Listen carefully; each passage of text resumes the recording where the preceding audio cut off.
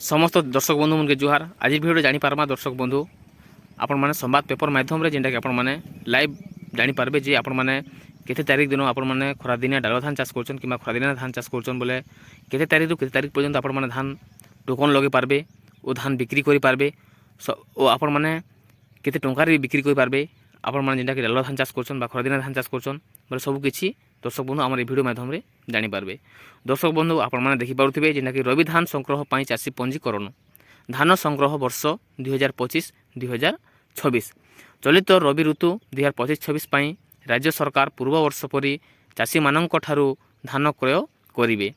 एथिपाई चाषी माने सेमानक अधिकृत प्राथमिक कृषि समवाय समिति पेस लेम्स महिला स्वयं सहायता गोष्ठी किंबा पानी पंचायत रे आगुआ पंजीकरण करंतु जेनटा कि दर्शक बंधु आरंभ हो सारा जेनटा कि आपण माने आपंकर जिनटा भी अच्छे से जगह आपण मैंने धान बिक्रय करें।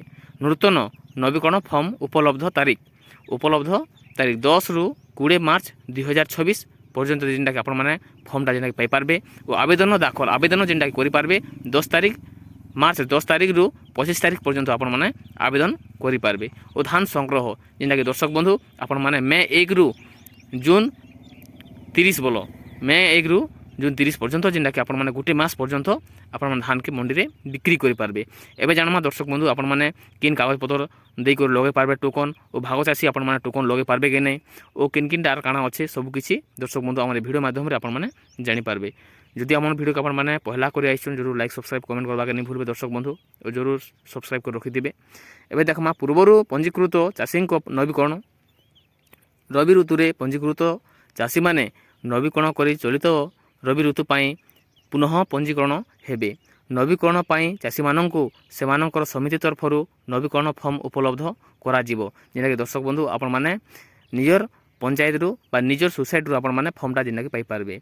गत रवि ऋतु रे चाषी माने चाष करिथिबा बेले जलसेचित जमीर तथ्य उक्त फॉर्म रु द्वितीय भाग रे खाता और प्लॉट प्रदान करंतु जेना कि आपण माने जदि आपण माने डालुआ धान चाष करछन बा खरादिना चाष करछन बोले जिन हिसाब से आप लाइन बिल नहीं देवार लाइन बिल देकर चाष करेंगे आउ केनाल अच्छे बोले केनाल भी देकर चाष करेंगे और से हिसाब से आपण टोकन लगे पारे। जदि रवि ऋतु पाई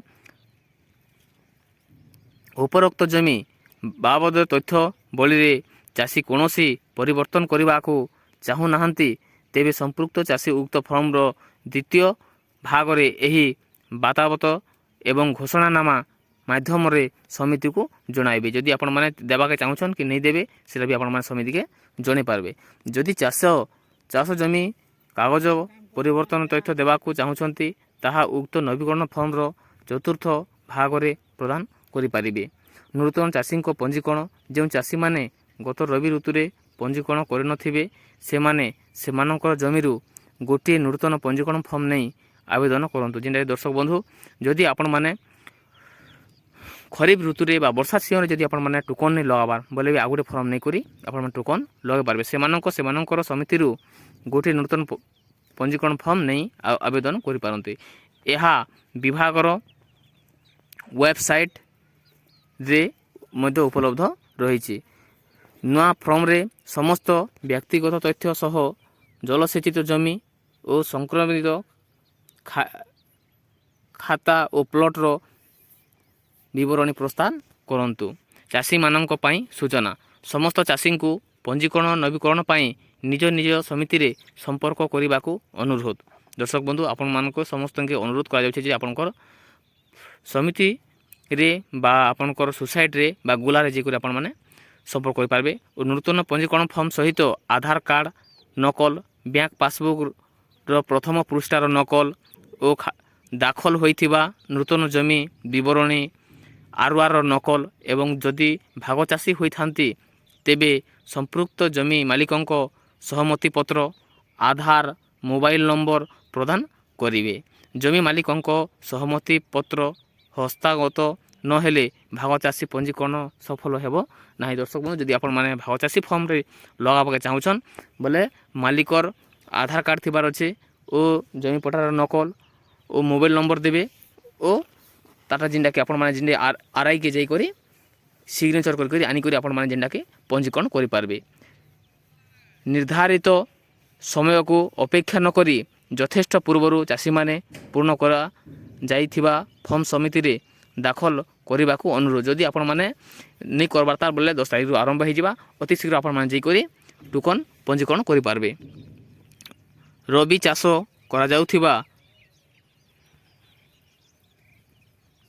ଜମି ବିବରଣୀ ବାବଦରେ ସଠିକ୍ ତଥ୍ୟ ପ୍ରଦାନ କରିବେ, ଅନ୍ୟଥା ଏହା ଗ୍ରହଣୀୟ ହେବ ନାହିଁ। ଯଦି ଆପଣମାନେ ପ୍ରକୃତରେ ଚାଷ କରୁଛନ୍ ବୋଲେ ଯେ ହିଁ ଆପଣମାନେ ଟୋକନ୍ ଲଗାଇ ପାରବେ, ଓ ନେଇ ହେଲେ ତ ନେଇ କରିପାରବେ। ଯଦି ଆପଣମାନେ ଆର୍ ଅଧିକ କିଛି ଜାଣବାର ଅଛି ଟୋକନ୍ ବାବଦରେ କି ଆପଣମାନେ କାଣା ଲଗାବାର ଅଛେ କି ନେଇ, ଓ କିଛି ଆପଣମାନେ ଯଦି ପଚରାବାକେ ଚାହୁଁଛନ୍ ବୋଲେ ବି ଆପଣମାନେ 1967 କେ ଆପଣମାନେ ଯୋଗାଯୋଗ କରିପାରବେ। 1967 ଯେନ୍ଟାକି ଆମର ଚାଷ ଜମିର ଯେନ୍ଟାକି ଅଛନ୍, ଆପଣମାନେ କଷ୍ଟମର କେୟାରକେ ଯାଇକରି ଫୋନ୍ କରିକରି ସବୁ କିଛି ଆପଣମାନେ ପଚାରି କରି ଜାଣିପାରବେ। ଯଦି ଆମର ଭିଡ଼ିଓ ଆପଣମାନେ କେନ୍ତା ଲାଗୁଛି କମେଣ୍ଟ ମାଧ୍ୟମରେ ଜଣାବେ। ନମସ୍କାର।